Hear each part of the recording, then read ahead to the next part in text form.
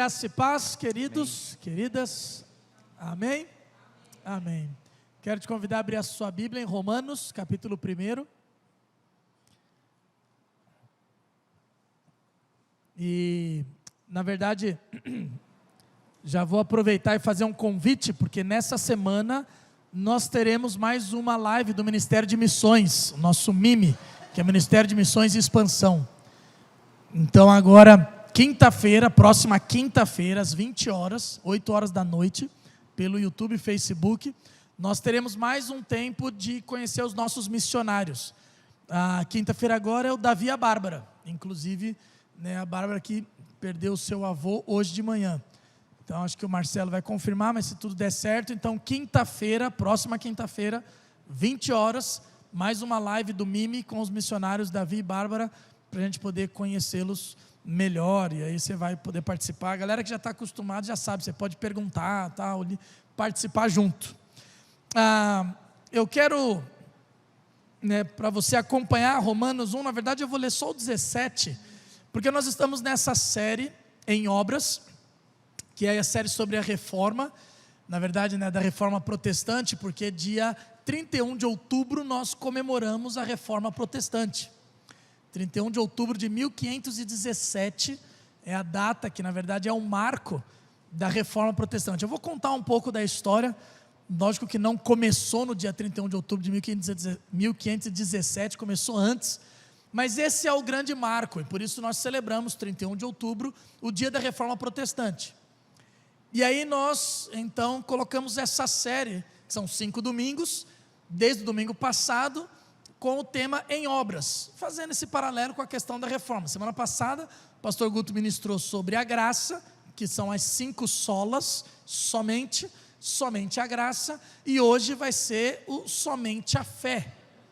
E na verdade, foi em 1512, a reforma protestante foi em 1517, mas em 1512, Martinho Lutero leu em Romanos capítulo 1, o versículo 17, que termina dizendo: o justo viverá pela fé. O justo viverá pela fé. No século XV, o Papa Leão X começou a cobrar as indulgências. E as indulgências, na verdade, a base ou a teoria para a cobrança das indulgências era o perdão dos pecados. Então eles falavam que era para a galera pagar o dinheiro, porque ela perdoaria, a igreja perdoaria os pecados passado, presente e futuro, e até das pessoas que já teriam morrido. Então começou um comércio, pessoas foram contratadas para isso, literalmente começou um comércio dentro da igreja. Nós sabemos ao longo da história que até essa cobrança toda era para a construção da Basílica de São Pedro, mas não era só a cobrança das indulgências. Na verdade, pela cobrança das indulgências, Martinho Lutero redescobriu, vamos dizer assim, o livro mais importante de todos, a Bíblia. Por causa das indulgências e outras coisas que estavam acontecendo, como a idolatria aos santos, a imagens, como essa distinção entre o clero e o povo, como algumas inquietações em relação à ceia e em relação à missa, que era somente no latim, e o povo não entendia a missa, o povo ia para lá e a missa era toda em latim, ninguém entendia nada. Algumas inquietações começaram a surgir no coração de Martinho Lutero e de outros reformadores, porque na verdade, se você olhar a história da igreja, teve uma época dos pré-reformadores, outros que já questionaram, já tinham algumas inquietações, já foram para a palavra de Deus, e aí vem os reformadores e depois os pós-reformadores, aqueles que conseguiram sistematizar. A gente tem João Calvino, para a igreja presbiteriana, o calvinismo, que ele sistematizou todas essas inquietações e teologia.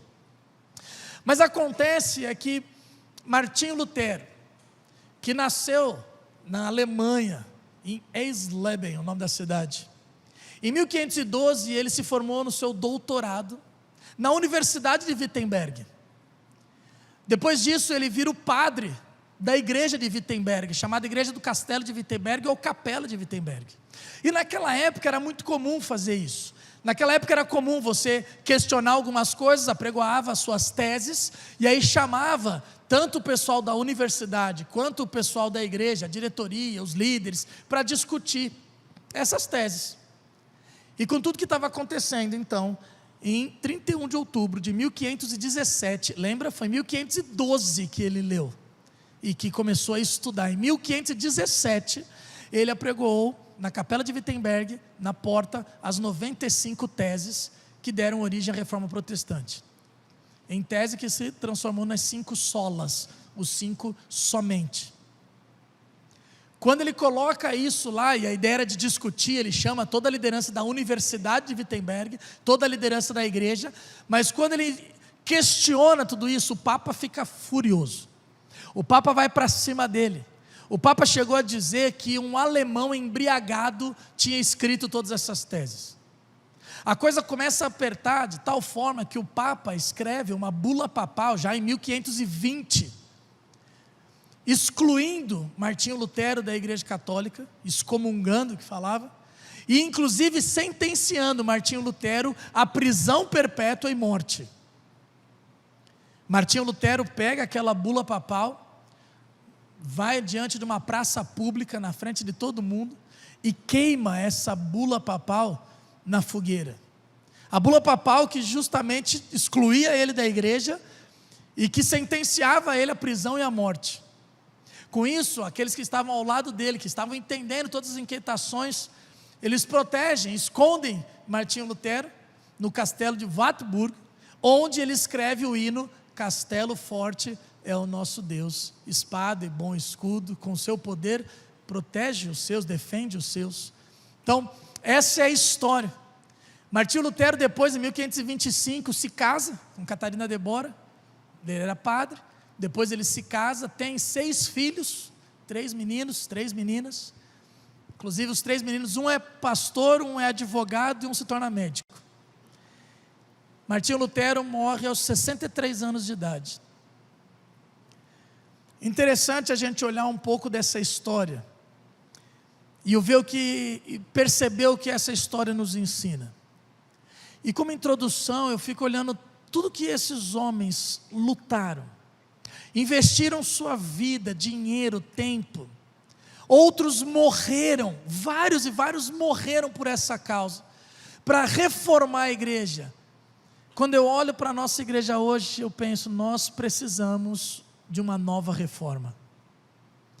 Nós precisamos hoje, igreja brasileira, nós precisamos de uma nova reforma. Quando eu olho alguns pontos que esses homens lutaram, dessas 95 teses, desses somente, tudo que eles lutaram para questionar, para mudar, para trazer para a essência do Evangelho, eu vejo que hoje, como igreja, de forma geral, nós precisamos de uma nova reforma. Quer ver? Vamos pensar na luta contra a indulgência. A luta contra a indulgência, o que eles cobravam? Eles cobravam perdão de pecados. Chegou uma época que eles estavam cobrando pedaço do céu, terreno no céu. Literalmente eles vendiam terreno. Você quer ir para o céu? Compra o terreno, pai. Se tem mais pecado, paga mais. Se tem menos pecado, paga menos. Essa era a ideia. Quando a gente olha para a igreja hoje, a gente cobra de tudo. Tem igreja cobrando de tudo. Tem igreja que fala mais de dinheiro do que da palavra de Deus. Tem igreja que na hora do dízimo fica 1 hora falando, apelando, pedindo, sugando os irmãos. Eu falo que eu gosto da ideia do dízimo ser um momento de louvor, porque é um momento de adoração, é um momento de entrega, de coração. Porque quando a Bíblia fala de dinheiro, ela não quer falar de dinheiro, ela não quer falar da tua conta bancária, ela não quer falar do teu bolso nem da tua carteira. Ela quer falar sobre o teu coração, porque é aí que é o problema. Onde está o teu tesouro, aí está o teu coração. Quando a gente pega textos como 2 Coríntios, capítulo 9, que fala que Deus ama quem dá com alegria, fala cada um dá o que tiver proposto no seu coração, não por peso, não por obrigação, é por generosidade, porque Deus ama quem dá com alegria. O apóstolo Paulo ali nem discute se tem que dar o dízimo ou não, como a gente às vezes fica discutindo hoje, se é obrigatório ou não, ele nem discute isso. A questão para o apóstolo Paulo não é se tem que dar o dízimo ou não tem que dar o dízimo. É lógico que tem que dar o dízimo. E desculpa falar porque hoje não é sobre dinheiro, não dá para entrar em todos os assuntos, mas depois isso para mim é muito claro. A questão do apóstolo Paulo em 2 Coríntios 9 é quem dá o dízimo com alegria e quem não dá o dízimo com alegria. Porque a questão é o coração. Ele não está preocupado com o seu dinheiro. Deus é o dono de todo o ouro e de toda a prata. Ele está preocupado com o seu coração. Aí pega o texto como Marcos capítulo 12, aquele texto que fala que Jesus ele encosta ali do lado do gasofilácio. Gasofilácio é onde eles colocavam dinheiro na época. E ele fica observando a entrega das ofertas. E naquela época o dinheiro era de moeda de prata. E aí tinha lá, a Bíblia fala do saquetel de couro. Era onde eles guardavam, era a carteira naquela época. E aí tinha lá o saquetel de couro com as moedas. E eles iam despejar os seus dízimos. E eu fico imaginando então, a turma jogando. E aí todo mundo sabia quem tinha mais dinheiro e quem tinha menos dinheiro. Porque quem tinha muito dinheiro, quem ia dar muito dízimo, quem ia dar muita moeda, ia lá, e imagina até os fariseus, deveriam fazer bem devagarzinho, né, para fazer bastante barulho. Brrr, aquela quantidade de moeda caindo. Brrr, imagina, ó, brrr, vai demorando. Se fosse o dízimo do Daniel, ia ficar brrr, brrr, brincadeira. Aí vai o dízimo do Juba, brrr, brrr, não, brincadeira. Mas a ideia de, a gente quando vai... Porque já tinha toda aquela questão de orgulho, de aparência. Aí Jesus encosta ali do lado, e vem uma viúva, diz a Bíblia, e joga 2 moedinhas. Faz nem barulho. E não dá nem para fazer o barulho da moedinha, porque vai lembrar de uma emissora, que o pessoal vai fazer aquele barulhinho só. Plim, plim, 2 moedinhas. Aí joga lá 2 moedinhas, aí Jesus pega e fala assim, ó, essa mulher deu mais do que todos aqui. É interessante que Jesus não fala essa mulher deu com mais essência, essa mulher deu com mais intenção correta. Jesus não fala de emoção, Jesus fala de quantidade. A turma ficou doida, peraí, não, nós estamos ouvindo aqui, essa mulher deu mais do que todos. E aí eles ficam assim, porque Jesus fala o quê? Porque todo mundo deu da sobra, mas essa mulher deu tudo que ela tinha. Vamos conversar sobre a gente? Quantos de nós a gente dá da sobra? Quantos de nós a gente faz a conta no começo do mês para ver se vai pagar todas as contas, para ver se consegue de repente dar o dízimo ou ajudar alguém? Quantos de nós ficam, não, peraí, porque eu não posso ser responsável, primeiro tem que fazer todas as contas. A gente não vive pela fé.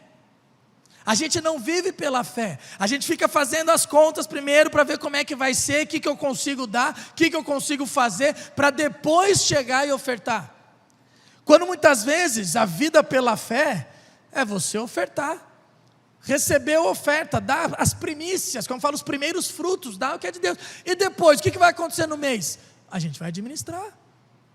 E a gente vai aprender a administrar, mas isso aqui eu não negocio.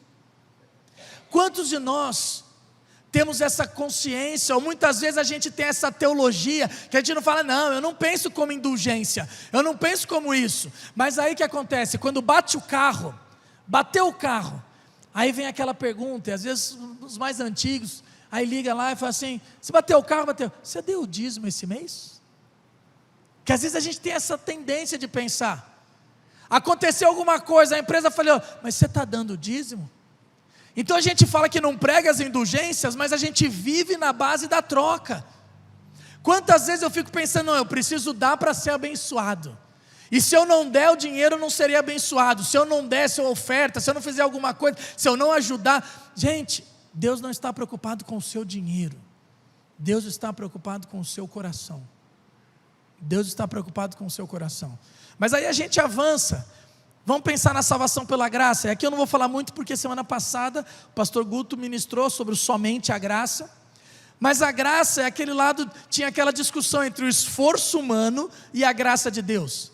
E o pessoal pagava as indulgências justamente para ganhar a salvação. E ele falava assim, não gente, a salvação é pela graça. Não existe nada que a gente faça para ganhar ou receber a salvação, não tem nada que a gente faça para receber o favor de Deus. Qualquer coisa que eu tenha que fazer para ganhar alguma coisa de Deus, inclusive a minha perseverança, o meu compromisso, a minha fidelidade, qualquer coisa que eu coloque antes para receber o favor de Deus, eu eliminei a graça. Qualquer coisa que eu coloque, é a graça. Por isso que Efésios capítulo 2 vai falar sobre isso. Nós estávamos mortos em nossas transgressões e delitos, nós estávamos mortos nas nossas iniquidades, e Deus, que é rico em misericórdia, que é rico em amor, nos deu vida novamente em Cristo Jesus. Morto não faz nada, Morto não levanta a mão, morto não anda, morto não sente cheiro, morto não pede nada, morto não faz nada. Nós estávamos mortos, mas é pela graça de Deus que nós somos salvos, é só pela graça. Aí as pessoas olham para nós, calvinistas, reformados, presbiterianos, falam assim: mas assim é muito fácil, porque vocês acreditam que é pela graça, então uma vez salvo está sempre salvo, então eu posso continuar pecando? A igreja de Roma perguntou a mesma coisa para o apóstolo Paulo. Se você pegar o capítulo 7 de Romanos, por 2 vezes, eles perguntam: então vou continuar pecando para que a graça aumente? Paulo diz: de maneira nenhuma. Então eu vou continuar pecando para que Deus manifeste a sua graça? 2 vezes ele responde: de maneira nenhuma. Porque aquele que entende a graça, aquele que realmente entende a graça de Deus, ele vai viver pela fé em Cristo Jesus. Por isso que o apóstolo Paulo em Efésios diz: pela graça sois salvos, mediante a fé. E isso não vem de vocês, não tem nada que vocês façam, não vem por mérito humano, não vem por esforço humano, é dom de Deus, presente de Deus, não por obras, para que ninguém se glorie. É isso. Não existe nada que façamos para ganhar o favor de Deus. Na verdade, qualquer coisa que a gente acrescente, além de Deus, vira religião. Eu costumo dizer, se você colocar, você tem que vir na igreja e fazer alguma coisa, além de Deus, isso é religião, não é cristianismo, não é evangelho. Não, você tem que ir na igreja, mas dar o dízimo, isso é religião, não é evangelho. Não, você tem que se comprometer e fazer isso, comportamento mudado, isso é religião. Qualquer coisa que a gente acrescente a Deus, vira religião. A gente só precisa de Deus. Mas Juba, quer dizer então que a gente não vai ter comportamento, regra de conduta? É claro que teremos, mas isso é relacionamento, gente. É relacionamento, não é obrigação. Cristianismo não é um conjunto de regras. Cristianismo não é um conjunto de doutrinas. Cristianismo não é um conjunto de comportamento mudado. Senão os fariseus teriam sido elogiados, senão os fariseus teriam conquistado alguma coisa. Cristianismo é um relacionamento, e através de um relacionamento, eu amo tanto a Jesus, eu quero agradar tanto a Jesus, eu quero seguir os passos do meu mestre, que a minha vida é transformada, a minha vida começa a se conformar com a vida dele, e ele vai fazendo as transformações necessárias.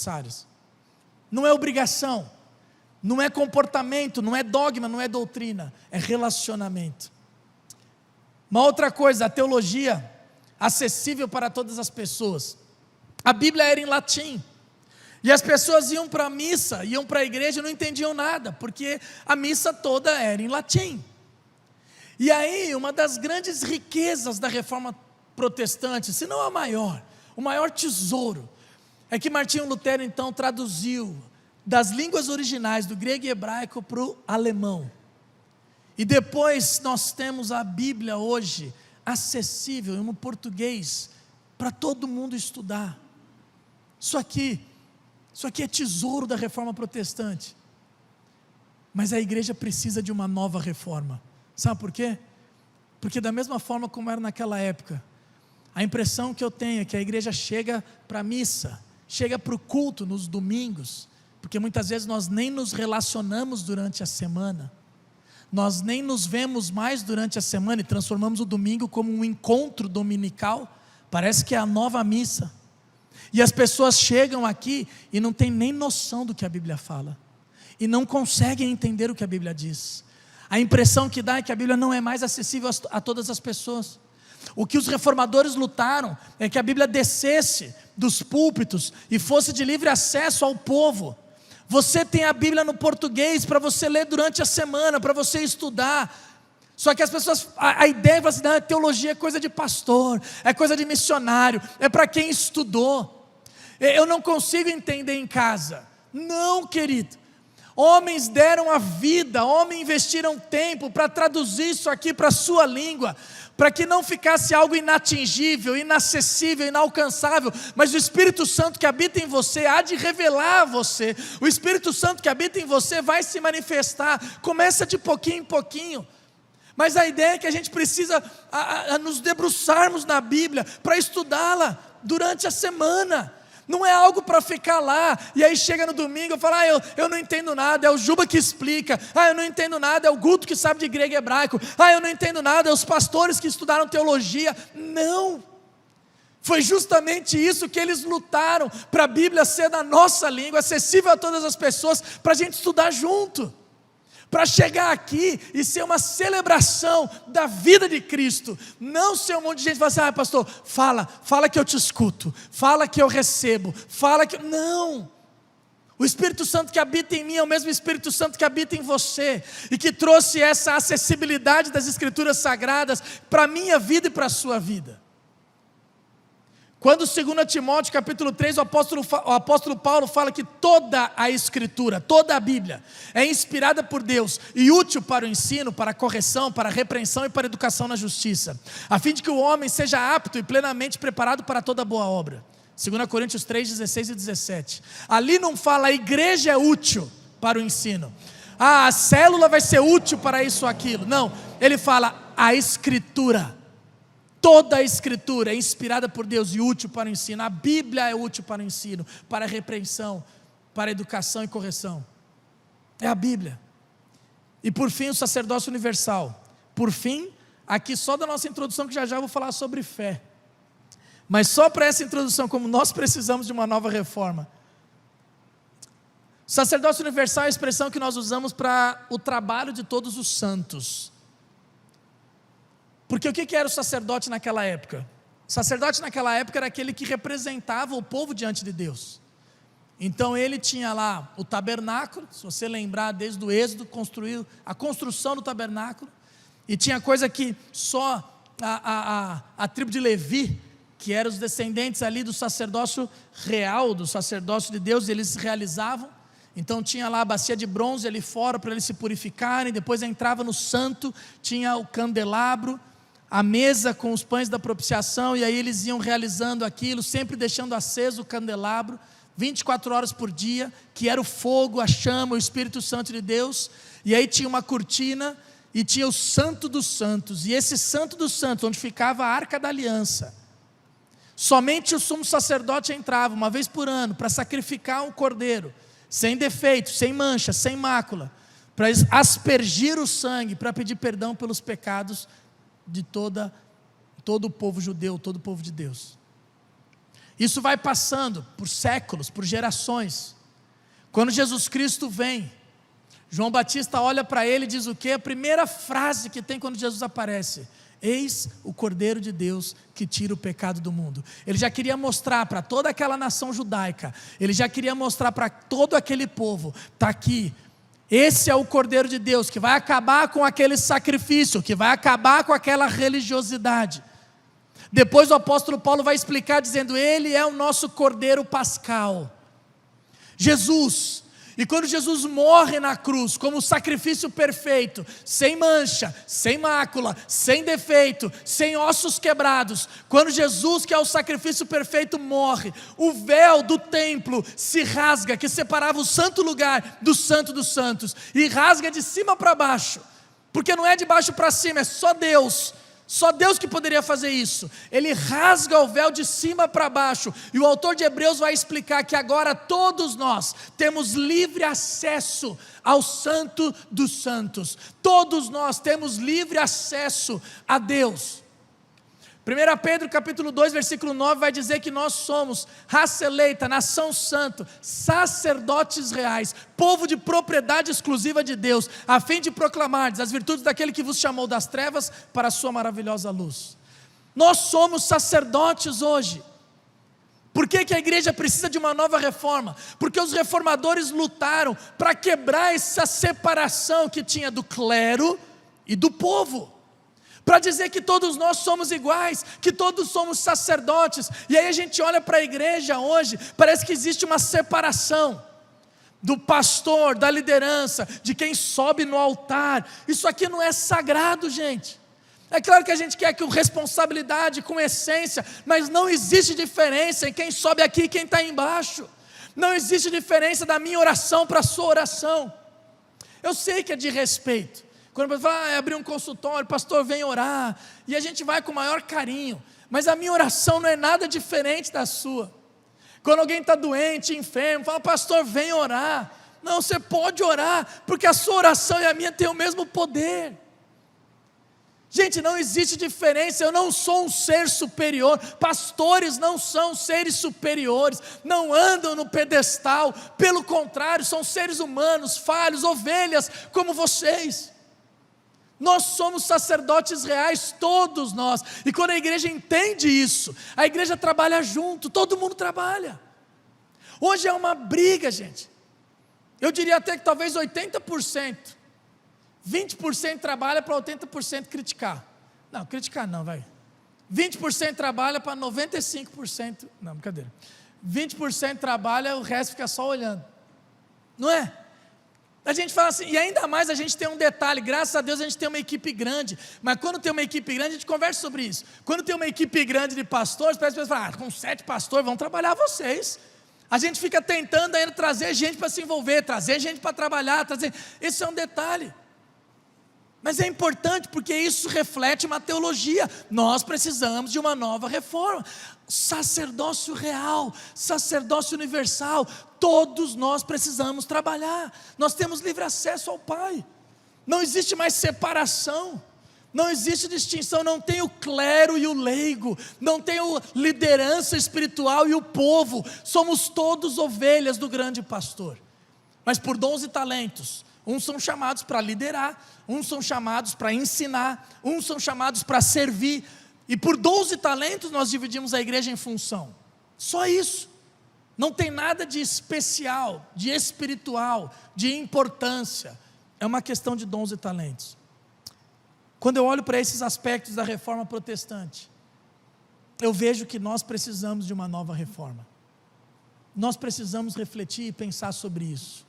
Nós precisamos hoje de uma nova reforma, mas eu quero falar sobre a questão da fé, somente a fé. E quando eu olho para Romanos, esse texto que nós lemos de Romanos capítulo 1, quando Martinho Lutero descobriu então, o justo viverá pela fé, e foi o texto, foi o versículo que começou a mexer no coração dele, que impulsionou as 95 teses, que impulsionou todo o questionamento e toda a construção dessas 5 solas.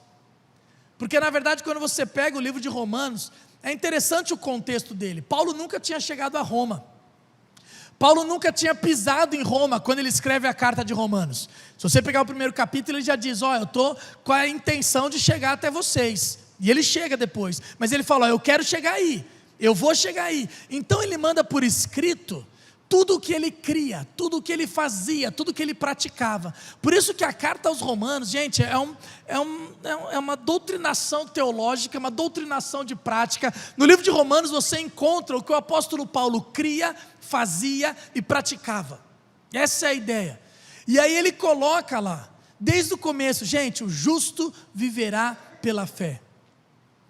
E eu lembro que quando meu pai falava sobre isso comigo, porque ele falava assim, não é porque eu estou numa empresa, registrado, e você vai para o seminário, que você vai viver pela fé e eu não. Porque a gente tem muita ideia de que esse negócio de viver pela fé é para pastor, para missionário, para esses doidos que largam tudo e vão embora. Não. Viver pela fé é para todos nós. Para todos nós.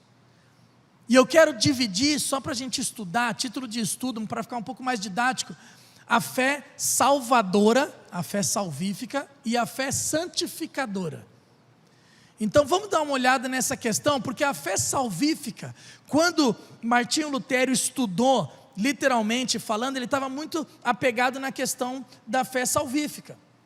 Por quê? Porque os caras estavam cobrando indulgência, estavam vendendo terreno no céu, estavam garantindo perdão de pecados. E aí quando ele olha lá, o justo viverá pela fé, Martinho Lutero percebeu, descobriu que não tem nada que a gente faça para comprar o favor de Deus. Então o questionamento do Evangelho, a pergunta do Evangelho não é o que eu tenho que fazer para herdar a vida eterna. Lembra do jovem rico? O jovem rico, quando ele pergunta para Jesus, acho que é Marcos 18 ou 19, aquele jovem rico chega diante de Jesus e pergunta, mestre, o que eu preciso fazer para herdar a vida eterna? E se a gente olhar, às vezes a gente critica o jovem rico, mas é a pergunta que nós fazemos, talvez não verbalizemos essa pergunta, mas é o que a gente pensa, o que eu preciso fazer? que eu preciso fazer para ganhar o favor de Deus? O que eu preciso fazer para conquistar alguma coisa? O que eu preciso fazer para tocar no louvor? O que eu preciso fazer para ter um ministério na igreja? O que eu preciso fazer para ajudar vocês? Mas essa pergunta é equivocada, porque não é a pergunta do Evangelho. A pergunta do Evangelho não é o que eu tenho que fazer. Você não tem que fazer nada. Alguém já fez por você. Cristo já pagou o preço, Cristo já morreu. A nossa reação ou a nossa ação tem que ser somente nos render ao Senhor Jesus. É só isso. Quando ele pega aquele jovem rico, ele fala assim, ó, você conhece os mandamentos? Faz isso, faz isso, faz isso, faz isso. O que o jovem rico responde para Jesus? Isso eu já faço desde a minha juventude. Isso eu já faço desde a minha adolescência. Se fosse por comportamento, se fosse pelo que ele precisaria fazer, aquele jovem rico ia tomar um 10 na prova. E Jesus ia falar, beleza, vamos. Mas aí Jesus fala, opa, então, vende as tuas propriedades e bens, distribui todo o teu dinheiro aos pobres, e depois você vem e me segue. E aí aquele jovem rico vai embora triste. Porque Jesus não está preocupado com o que você pode fazer por Ele. Ele já fez por você. Ele só quer o teu coração. Ele só quer uma rendição completa e total a Ele. Só quer isso. Não existe nada que você possa fazer para conquistar o favor de Deus. Não existe nada que você possa fazer para conquistar o amor de Deus. Não existe nada que você possa fazer para galgar alguma posição espiritual diante de Deus. Ele já fez. Você só precisa se render. A gente precisa se entregar. Só que a gente tem essa teologia. E essa teologia está lá enrustida muitas vezes lá dentro. Na quarta-feira, por causa do Somente a Graça, na célula, a gente ficou conversando muito sobre isso. E a gente falava, por exemplo, eu estou aqui no Belém, no Ministério da Ação Social, e toda semana a gente sai há anos, entregando marmita, cuidando dos mendigos e ajudando, e durante a semana vem as demandas, e a gente corre para cá, corre para lá, e leva isso, leva aquilo. Aí eu estava falando para eles, eu fico imaginando, se num dia eu chegasse durante a rua, lá andando na rua, e de repente os mendigos vêm para me assaltar. E aí os mendigos vêm e roubam tudo que eu tenho, ainda me bate, não sei o que lá. O que eu ia dizer? A primeira coisa que eu ia pensar, Jesus, estou pagando preço por eles toda segunda-feira, faço isso, faço aquilo, corro atrás, vamos que vamos, e aí é isso que eu recebo. Não é isso que a gente pensa? Eu estou fazendo tanta coisa para o Senhor, e é assim que o Senhor me retribui. Quantas e quantas vezes nós pensamos assim? Porque eu penso que eu estou fazendo alguma coisa, não é por amor, mas no fundo eu tenho aquele questionamento, poxa Jesus, é assim que o Senhor me trata? Eu dou minha vida para os mendigos, os mendigos vêm e me assaltam, eu dou minha vida para os mendigos vêm e me batem, eu dou minha vida para os mendigos, porque a gente tem a teologia da troca, é a teologia do castigo, é a teologia da recompensa, é a teologia de querer comprar o favor de Deus. Não existe nada que a gente faça, não existe nada para comprar alguma coisa. Eu não sei se tem alguém aqui que nunca tomou uma decisão ao lado de Jesus, porque até uma outra coisa que a gente fala errado, a gente fala assim, aceitar Jesus. Ninguém aceita Jesus. Eu sei que a gente usa, não é por maldade, mas a gente tem até você aceita Jesus, não é você que aceita Jesus, a gente está morto, Jesus que nos salva. Mas talvez você nunca tenha se rendido ao Senhor Jesus, talvez nunca você tenha se entregado de fato ao Senhor Jesus. E talvez você tenha um monte de questionamento e fique pensando, não, é porque eu preciso ajeitar minha vida antes, para depois eu vou lá. Não, eu preciso resolver isso e aquilo, depois eu vou. Eu preciso fazer isso e aquilo, depois eu vou. Sabe quando vai acontecer o depois eu vou? Nunca. Jesus já fez por você. E talvez a gente fique com um monte de questionamento, querendo resolver, querendo ter todas as dúvidas sanadas, querendo ter todas as respostas, para depois ver o que eu vou decidir, para depois ver se eu serei membro dessa igreja ou daquela ou de outra. Eu preciso fazer todos os checklist para ver se passa no meu crivo para frequentar essa igreja. Sabe quando você vai se comprometer em alguma igreja? Nunca. Portanto, a minha palavra para você, se você tem dúvidas sobre a sua entrega, se você tem questionamento sobre a sua salvação, se você acha que precisa fazer alguma coisa para se salvar, querido, Deus já fez por você. Só se renda. Só se renda. Se você não tem certeza da sua salvação, depois se você quiser conversar, vou ficar aqui, eu invisto o tempo que for necessário para a gente conversar, tirar suas dúvidas, mas você só precisa se render. Só precisa se render. Mas pastor, mas eu preciso largar alguma coisa. Você só precisa se render, não precisa fazer nada. Mas pastor, mas eu tenho coisa para resolver lá para trás. Você não precisa fazer nada. Jesus já pagou o preço por você. Jesus já pagou o preço por você. Mas então não vai mudar? Não, não é isso que eu estou dizendo. Quando você vem, você se rende. Deixa Deus fazer as mudanças necessárias. Vai ter muita mudança. Muita mudança, mas é Deus que vai fazer. Não é você que faz, não é com a sua força. Mas eu quero falar também sobre a fé santificadora. Mas para aqueles que talvez já conhecem o Senhor Jesus, já têm uma caminhada com Cristo. Porque quando Paulo escreve, o justo viverá pela fé, quando Martinho Lutero leu, na verdade esse texto está lá em Abacuque capítulo 2. O justo viverá pela fé é uma resposta de Deus para Abacuque. Quando Abacuque está questionando por que Deus permite o mal no mundo, e quando Abacuque questiona, além de Deus permitir o mal, por que Deus usa o mal para justamente punir, ensinar, disciplinar os filhos de Deus? Porque ele estava questionando sobre a Babilônia. E aí ele fala, como que Deus permite o mal na humanidade? Abacuque está em questionamento ali, lutando, como que Deus permite o mal, e ainda mais, como que Deus usa o mal para disciplinar os seus filhos. E a resposta de Deus num desses questionamentos é: o justo viverá pela fé.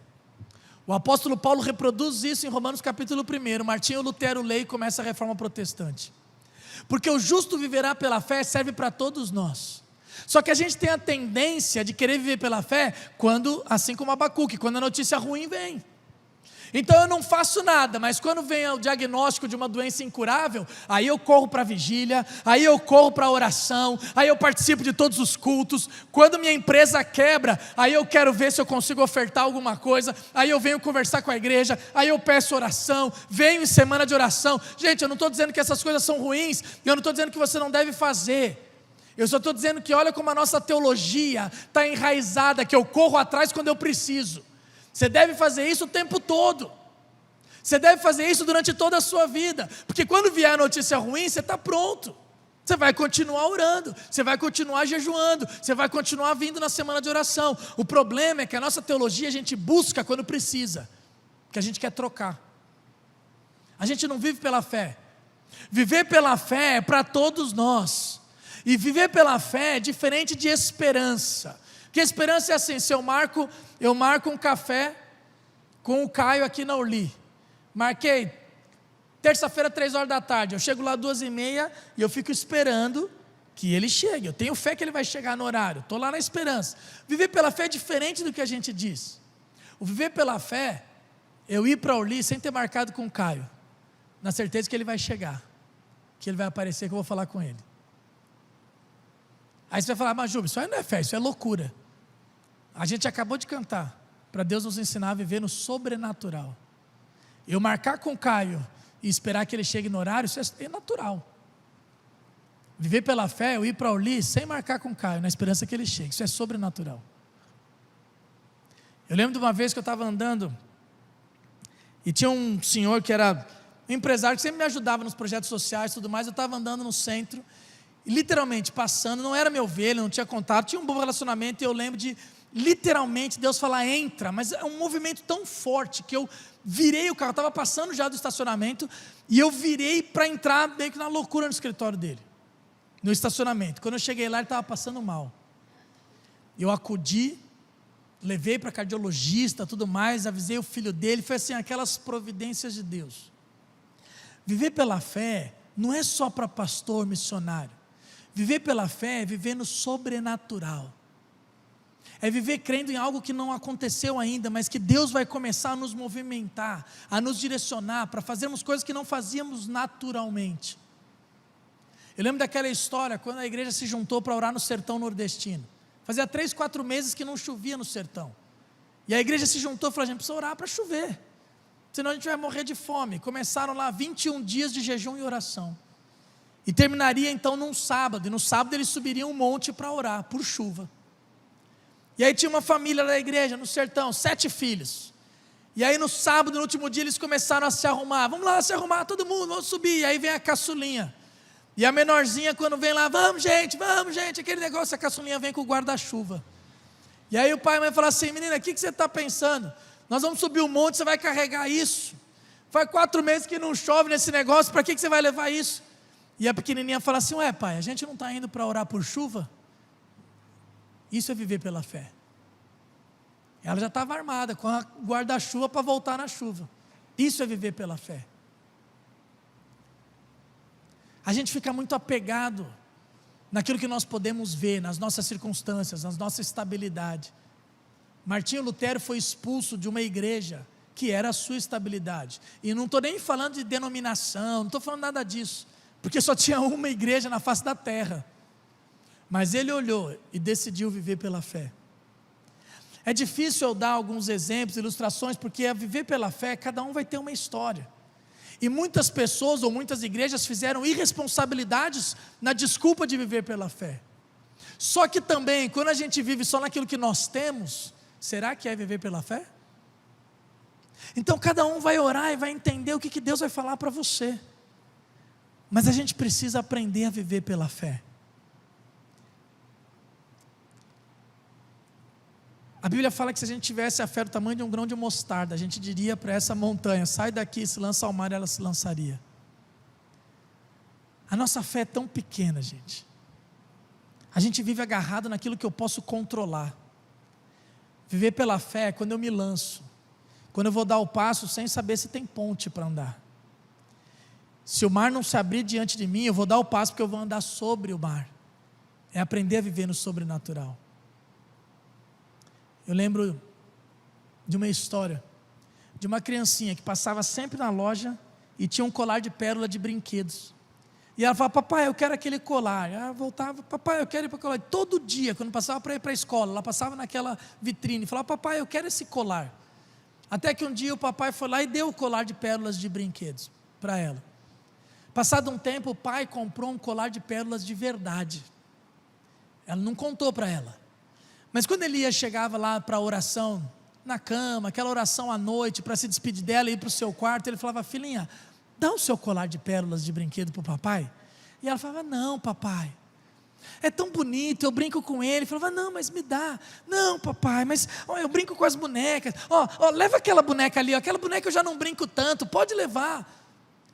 Chegava dia após dia, ele ia orar com ela à noite, falava: filha, dá o seu colar de pérolas para o pai. Não papai, pode levar aquele carrinho o senhor me deu, eu nem brinco com ele. É tão precioso para mim. Até que um dia ele falou: filha, me dá o seu colar de pérolas.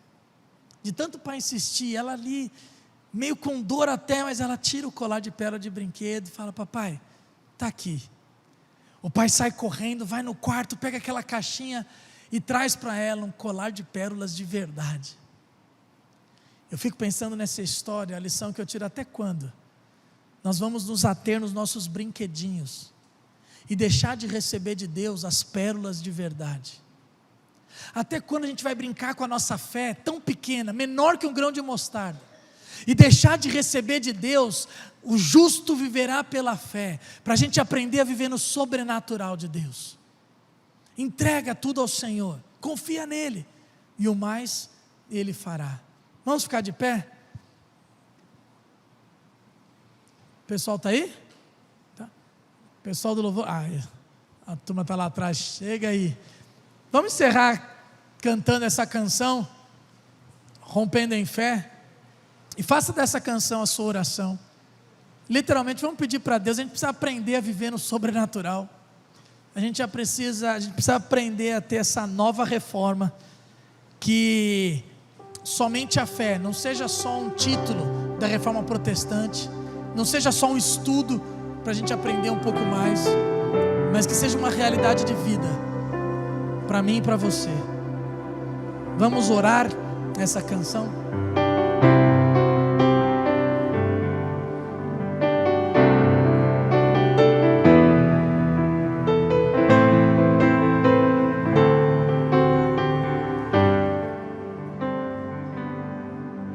Cada vez que a minha fé é provada, Tu me dás a chance de crescer um pouco mais. as montanhas e vales, desertos e mares que atravesso me levam pra perto de ti. Minhas provações não são maiores que o meu Deus, e não vão me impedir de caminhar. Se diante de mim não se abrir o mar, Deus vai me fazer andar sobre as águas, rompendo em fé. Minha vida se revestirá do teu poder, rompendo em fé. Com ousadia vou mover o sobrenatural. Vou lutar e vencer, vou plantar e colher. A cada dia vou viver rompendo em fé.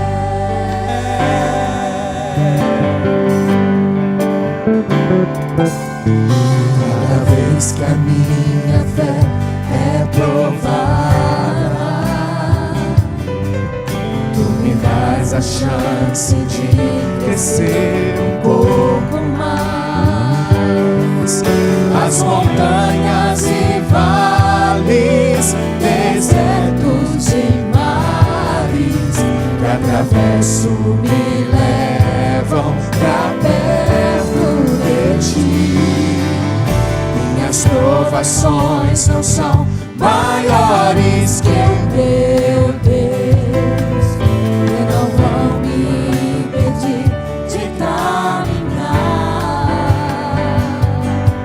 Se diante de mim não se abrir o mar, Deus vai me fazer andar sobre as águas, rompendo em fé. Minha vida se revestirá do teu poder, rompendo em fé. Com ousadia vou mover o sobrenatural. Vou lutar e vencer, vou plantar e colher. A cada dia vou viver rompendo em fé. Oh Deus, nos ensina, Pai, a vivermos pela fé. Nos ensina a vivermos além do que os nossos olhos podem ver. Abre os nossos olhos para esse sobrenatural. Abre os nossos olhos para que possamos enxergar como o Senhor enxerga. Aumenta a nossa fé, ó Pai. A nossa fé é tão pequena. Pai, não queremos brincar de sermos cristãos. Não queremos brincar com uma fé de brinquedo, mas queremos receber do Senhor a fé do sobrenatural. Mas para isso precisamos da Tua ajuda. Nos ensina, Deus, em nome de Cristo. Nos ensina. Aumenta a nossa fé, Pai. Que a graça do nosso Senhor Jesus, o amor de Deus, o nosso Pai, a comunhão, a consolação, os dons, o fruto, a fé do Teu Santo Espírito seja derramado sobre a tua vida, sobre a tua casa, sobre a tua família, não somente até a volta do Senhor Jesus, mas por toda a eternidade, agora e para sempre, e para a honra e glória dEle. Amém e amém. Que Deus te abençoe, querido, em nome do Senhor Jesus.